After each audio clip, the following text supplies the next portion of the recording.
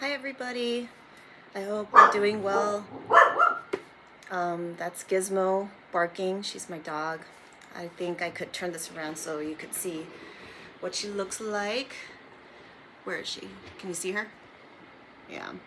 She's barking because she knows I'm talking to y'all. I hope everybody's doing well, and thank you for allowing me to participate via video. I'm sorry I can't be there. Recovery has been a process for sure. And I've been really impatient, but I know that it'll be okay. I just need a few more weeks of rest.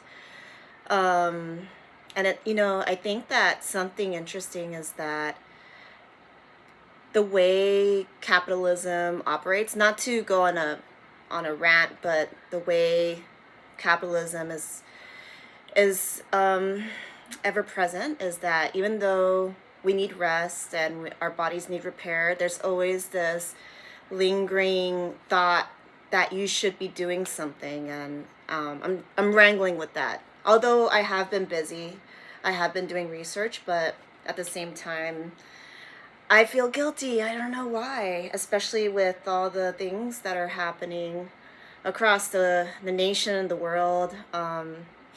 I've been fighting a very, very huge desire to just be where these acts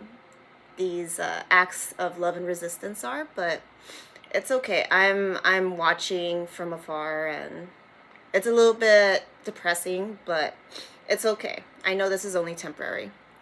So for this month's theme of second chances, I read A Little Kissing Between Friends, and I think this is backwards now that I look at it, but it's by Chensia Higgins, who I love her bio because she writes that she writes, her writing is a love letter, or it's like love to Black women out loud, right?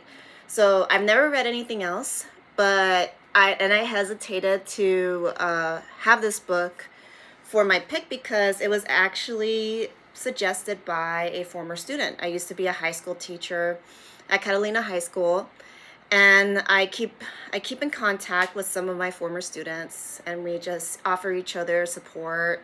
Kind of me being a queer elder or a mentor. I keep in contact. I do communicate with former students. So one of my students said, "Hey, I read this book. I think you would enjoy it. I know how you are always looking for books that are outside of the box, that are not heteronormative, that are compelling. And yes, this book definitely fits the bill."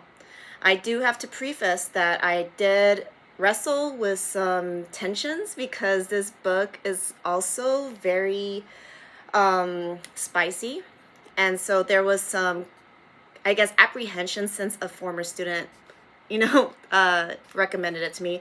But I have to say that the author, Chensia Higgins, is a fantastic writer in terms of making things seem like reality TV. Like it's as though you are watching a show.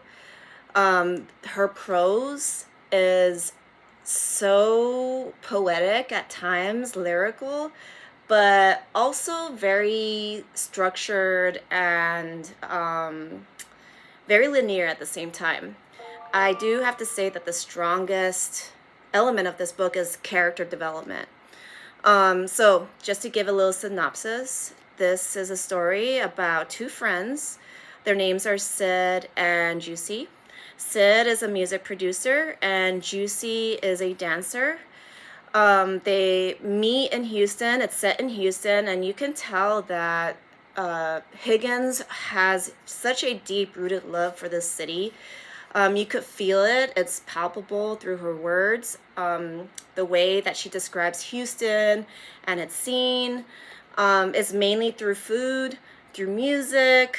And yes, this book will leave you hungry because there are so many descriptions of Southern barbecue, of Texan barbecue, I should say, and just different types of things that you can eat in the food halls of Houston. So, such a deep love for Houston, and also such a deep love for music. I could tell that Higgins really is uh, a person that infuses sights, flavors, smells into her writing. So, a lot of good use of vivid imagery, which I love. So, this was an easy read for me, I have to say. So basically, these two are friends, they're pals. Um, Sid is a stud. So this is queer. So in honor of Pride, but also queer all year long.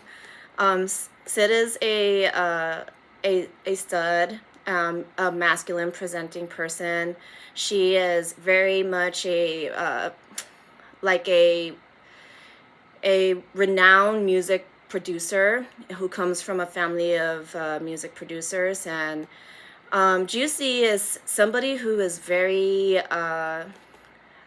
enigmatic, but also somebody who is passionate. Like there's no guessing what Juicy is after. I mean, she has such a big heart. So, all in all, they're friends, but then as friends sometimes experience, it goes into something deeper, into romance. So the second chances theme circulates around their ability to hold on to their friendship as a foundational aspect. That's, the friendship between them is the most important part of their relationship. And so there's a lot of just, I guess, wanting to hold on to that friendship while exploring the romantic. And I would have to say it's a very good read. It's a fast read. It's very entertaining. And I love how the love between them is exemplified through forgiveness, right? And through redemption. So I highly recommend this. If you are looking for something that kind of tickles the senses, definitely recommend. I would give this, I would say it was a little juvenile for me. I think it's not a young adult book by any means, but young adults can read it. There are some elements that are spicy, of course, that are not suitable for the working environment, but I would say, due to it being kind of a fluffy read, which is up my alley, and it's just like a story that you take in, and there's not much to digest, there's not much to, I guess, work with. I would say a 3.75 for this book. I hear that her other book, Chancia Higgins' other book, Devon and Chris Plan a Wedding, I think Morgan talked about it one time. I hear that is like really, really good. So I might give that a go.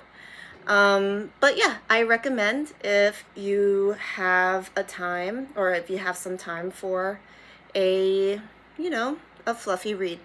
All right, thank you for listening, and I'll see you guys next month. Bye.